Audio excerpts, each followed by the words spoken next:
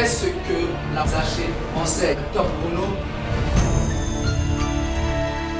Et dans le domaine du travail. 6, merci. La forme de Jésus se... Quoi? Il n'a pas Jésus pour son... Au bruit de la chambre haute, chef des publicains prouve que le monde est la lumière du monde, de toutes les nations, le monde entier. La Bible nous dit, oh, haute et la frère de ce lorsque la foule les hommes, le monde dans cette montée, ça frère de ce la richesse existe et dans cette vie est la vie. Shalom, c'est 10 minutes, une parole de foi, 10 minutes pour booster ta foi, 10 minutes pour parler à ta foi, pour donner à ta foi le vouloir, le désir de sortir de ta situation, 10 minutes pour ranimer ta foi, 10 minutes pour encourager ta foi, 10 minutes pour booster, pour fortifier ta foi. Amen. Sans plus tarder, je vous invite à prendre, à ouvrir vos Bibles dans le Nouveau Testament, dans le passage de Luc 19 à partir du verset 1. Luc 19 à partir du verset 1. Avant de commencer, je prie, Seigneur, que je m'efface, que je diminue et que toi seul tu croisses. Parle à ton peuple, booste la foi du peuple au nom de Jésus. Amen. Amen. Sans plus tarder, comme je venais de vous le dire, Luc 19, 1. Amen. Je lis pour vous au nom de Jésus-Christ. La Bible nous dit, la parole de Dieu nous dit, Jésus étant entré dans Jéricho, traversait la ville. Verset 2, et voici un homme riche appelé Zachée, chef des publicains, cherchait à voir qui était Jésus. Mais il ne pouvait y parvenir à cause de la foule, car il était petit de taille. Verset 4, il courut en avant et monta sur un sycomore pour le voir, parce qu'il devait passer par là. Verset 5, lorsque Jésus arrivait à cet endroit, il leva les yeux et lui dit, Zachée, hâte-toi de descendre, car il faut que je demeure aujourd'hui dans ta maison. Verset 6, Zachée se hâta de descendre et le reçut avec joie. Voyant cela, tous murmuraient et disaient, il est allé loger chez un homme pécheur. Amen. Top chrono, le thème de mon message, le thème de ce soir est qu'est-ce que la foi de Zachée m'enseigne? Est-ce que vous pouvez répéter après moi s'il vous plaît? Qu'est-ce que la foi de Zachée m'enseigne? Je ne t'ai pas entendu mon frère, je ne t'ai pas entendu ma soeur. Qu'est-ce que la foi de Zachée m'enseigne? Qu'est-ce que la foi de Zachée va m'enseigner ce soir? Qu'est-ce que la foi de Zachée va m'enseigner dans le domaine du travail? Qu'est-ce que la foi de Zachée va m'enseigner dans le domaine de mes entreprises, dans les visions, dans les projets que j'ai pour l'avenir? Qu'est-ce que la foi de Zachée va m'enseigner? Quelles leçons dois-je tirer de cette histoire? Amen. Verset 1, la Bible nous dit, Jésus étant entré dans Jéricho, traversait la ville. Je répète, Jésus étant entré dans Jéricho, traversait la ville. J'ai une parole pour une personne, pour une maman qui m'écoute, pour un papa qui m'écoute, pour un jeune homme, une fille qui m'écoute. De la même manière que la Bible a mentionné l'entrée et la traversée de Jésus dans cette ville, de la même manière que la Bible a mentionné Jésus qui entrait et qui traversait la ville, de la même manière qu'on parlera de toi, de la même manière qu'on citera ton nom lorsque tu entreras dans ta destinée, de la même manière qu'on a dit Jésus entrait dans Jéricho et Jésus traversait la ville, de la même manière qu'il n'est pas passé inaperçu dans cette ville, de la même manière qu'on l'a remarqué dans cette ville, de la même manière qu'on a remarqué son entrée dans cette ville, de la même manière qu'on a vu sa traversée dans cette ville, de la même manière qu'on verra ton entrée dans ce domaine, qu'on verra ton entrée dans cette entreprise, qu'on verra ton entrée dans ce pays, qu'on verra ton entrée dans ce club, qu'on verra ton entrée dans ce domaine-là. Si tu le crois, tu dis Amen. La Bible a mentionné Jésus. Jésus n'était pas la première personne qui fut traverser cette ville. Jésus n'était pas la première personne qui fut entrer dans cette ville.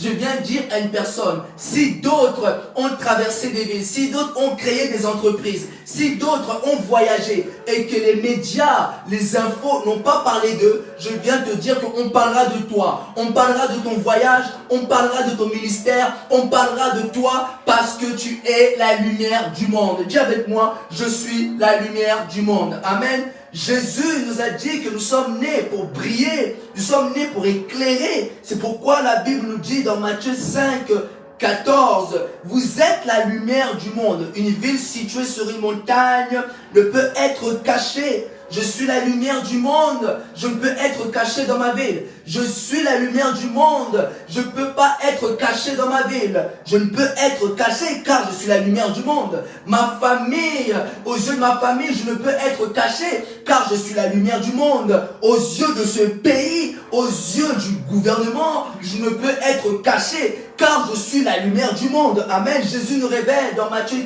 5, 14 que nous sommes la lumière du monde et une ville située sur une montagne ne peut être cachée. Amen. Ton entourage doit remarquer que tu es la lumière du monde. Ton pays, tes voisins doivent remarquer que tu es la lumière du monde. Amen. Les médias de ce monde, les télévisions de ce monde doivent remarquer que tu es la lumière du monde. Je ne peux être caché, non, car je suis la lumière du monde. Je suis cette lumière qui apporte la vie dans ce pays. Je suis la lumière qui apporte la paix dans ce pays. Je suis la lumière qui apporte la solution dans cette ville. Je suis la lumière qui apporte la solution dans cette génération. Amen. Il faut qu'il y ait du bruit dans ta vie. Dis avec moi le bruit. Jésus était accompagné du bruit. Lorsque Jésus entrait dans une ville, il y avait toujours la foule. Lorsque Jésus entrait dans une ville, il captivait l'attention de tout le monde. Pourquoi? Parce qu'il était non seulement la lumière, mais il était accompagné du bruit. Vous vous dites peut-être, qu'est-ce que c'est le bruit? Le bruit représente la gloire de Dieu. Le bruit représente la différence. Amen. Et je peux vous ramener, je peux vous donner un exemple dans Actes 2, 5, 6. Merci Saint-Esprit pour ta présence. La Bible nous dit: or, il y avait en ce jour à Jérusalem des Juifs et hommes pieux de toutes les nations qui sont sous le ciel. Verset 6. Au bruit qu'il y eut sous le ciel, la multitude accourut dans la chambre haute pendant qu'ils étaient en train de prier.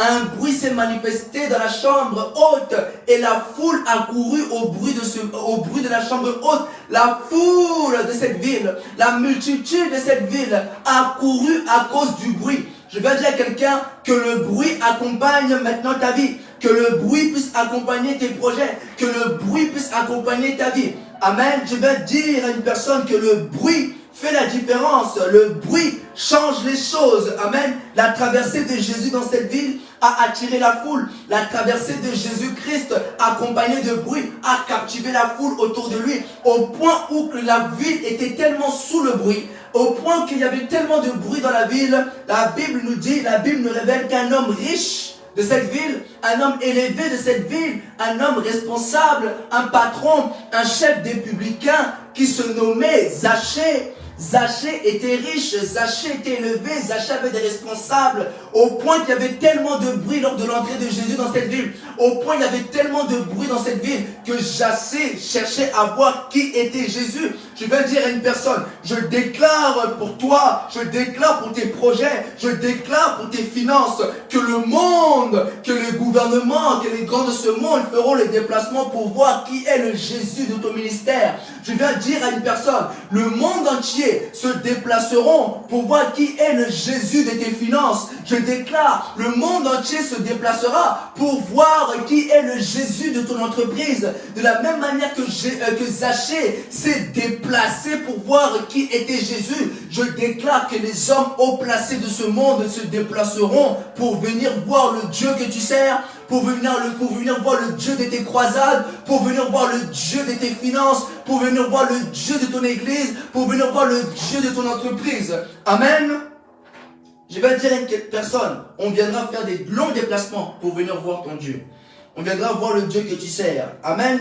Que le bruit accompagne tes projets, que le bruit accompagne tes projets pour que le monde puisse voir la réussite. Que le bruit accompagne tes finances pour que le monde remarque ta richesse. Que le bruit accompagne ton entreprise pour que les clients remarquent que c'est ton entreprise qui cartonne.